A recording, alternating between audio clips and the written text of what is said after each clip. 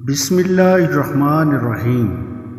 حضور پاک صلی اللہ علیہ وآلہ وسلم کا ارشاد ہے، بے شک بائیں طرف والا فرشتہ خطا کار مسلمان بندے کی غلطی لکھنے سے 6 گھنٹے تک قلم روک کے رکھتا ہے، پھر اگر وہ نادم ہو کر اللہ سے معافی مانگ لے تو وہ گناہ فرشتہ نہیں لکھتا، اگر معافی نہ مانگے تو صرف ایک ہی برائی لکھی جاتی ہے اور دوسری مہلت اس غلطی کے لکھے جانے سے لے کر موت آنے تک ہے۔ ابن مسعود رضی اللہ تعالیٰ عنہ فرماتے ہیں، بے شک مومن اپنے گناہوں کو یوں سمجھتا ہے جیسے وہ ایک پہاڑ کے نیچے بیٹھا ہوا ہو اور ڈرتا ہو کہ اس پر گر نہ جائے، اور فاجر اپنے گناہوں کو اس طرح سمجھتا ہے جیسا کہ اس کی ناک پر مکھی بیٹھ گئی ہو۔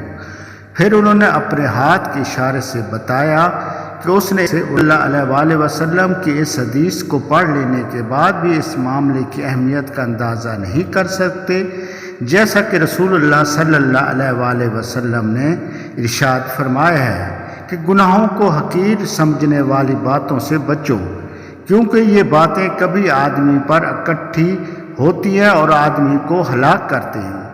میں ہوں اجمل ملک، آپ دیکھ رہے ہیں اجمل ملک یوٹیوب چینل۔ السلام علیکم دوستو، آج میں آپ کو ایک نوجوان کا قصہ سناتا ہوں جس کی توبہ اللہ تعالیٰ نے قبول کی۔ ایک شخص حضرت ابراہیم آدم کی خدمت میں حاضر ہو کر عرض کرنے لگا، اے ابو اسحاق، میں نے اپنے آپ پر بہت ظلم کیا، مجھے کوئی ایسی بات بتائیے جو دل پر اثر کرے اور میں گناہوں سے باز آ جاؤں۔ آپ نے فرمایا، اگر تم 5 باتیں قبول کر لو اور اس پر عمل کرو تو پھر تمہیں کوئی گناہ نقصان نہیں پہنچا سکے گا۔ اس نے پوچھا، ابو اسحاق وہ 5 باتیں کون سی ہیں؟ آپ نے فرمایا، اگر تم اللہ کی نافرمانی کرنا چاہتے ہو تو پھر اس کا رزق مت کھاؤ۔ اس نے کہا، پھر میں کیا کھاؤں؟ زمین میں جو کچھ بھی ہے سارا رزق تو اللہ ہی کا ہے۔ تو آپ نے فرمایا، پھر تم ہی بتاؤ کیا یہ اچھی بات ہے؟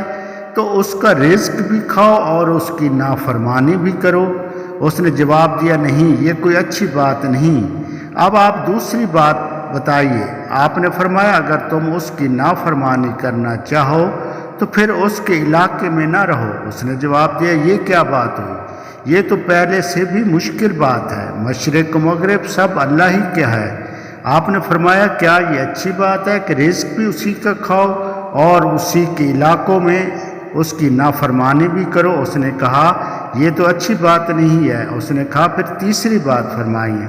آپ نے فرمایا، اگر اس کا رزق کھانے اور اس کے علاقے میں رہنے کے باوجود اس کی نافرمانی کرنا چاہو تو ایسی جگہ کرو جہاں وہ تمہیں نہ دیکھ سکے۔ اس نے جواب دیا، ابراہیم، یہ کیسے ممکن ہے؟ اللہ تعالیٰ تو ہر چیز کو دیکھنے پر قادر ہے۔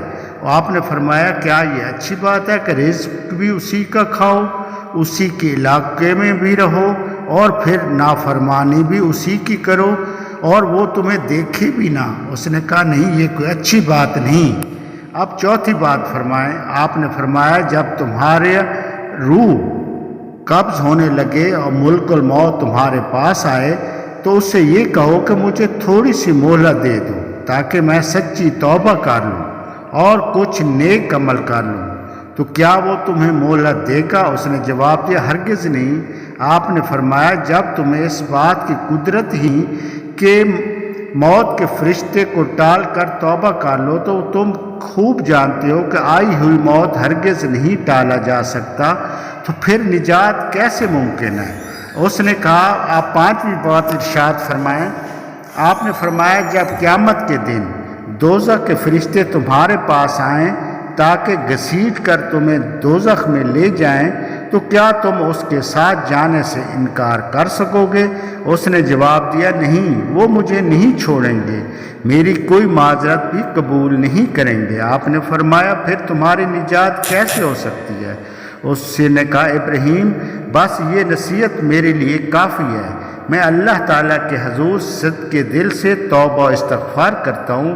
پھر آپ نے اس کی صحبت اور رفاقت اختیار کی اور باقی ساری زندگی آپ کے ساتھ مل کر اللہ کی عبادت اور ریاضت میں بسر کی، حتیٰ کہ موت ہی دونوں کے ایک دوسرے سے جدا نہ کر سکی۔